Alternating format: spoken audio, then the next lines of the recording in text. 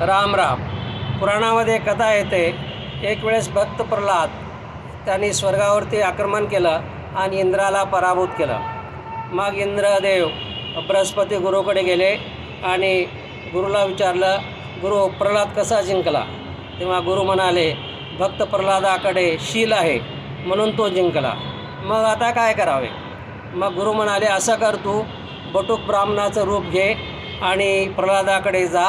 प्रल्हाद दानशूर आहे, त्यांच्याकडे भिक्षा माग. मग इंद्रदेव बटुक ब्राह्मणाचं रूप घेतलं आणि सकाळी सकाळी प्रल्हाद राजाकडे आले आणि भिक्षाम देही. प्रल्हादाने पाहिलं की एक ब्राह्मण आपल्या दारी आलेले आहेत. त्यांना फार आनंद झाला. हे ब्राह्मण देवता, आपल्याला काय पाहिजे? तेव्हा ते ब्राह्मण म्हणाले की मला हे राजा, मला तुझं शील दे.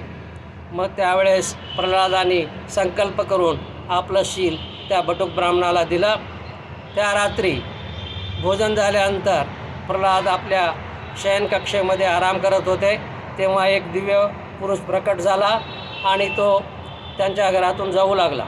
तेव्हा प्रल्हादाने विचारलं, हे दिव्य देवता, आपण कोण आहात आणि माझ्या घरातून का जात आहात?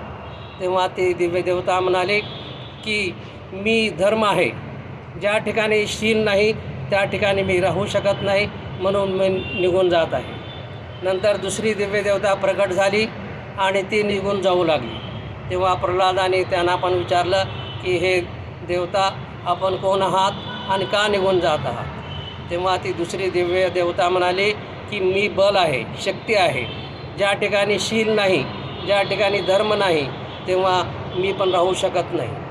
मग नंतर मग एक दिव्य देवी प्रकट झाली आणि ती निघून जाऊ लागली. तेव्हा प्रल्हादाने त्या देवीला प्रणाम केला आणि म्हणाले, हे देवी, आपण कोण आहात आणि का जात आहात? तेव्हा ती देवी म्हणाली की मी लक्ष्मी आहे, ज्या ठिकाणी शील नाही, धर्म नाही, बल नाही, त्या ठिकाणी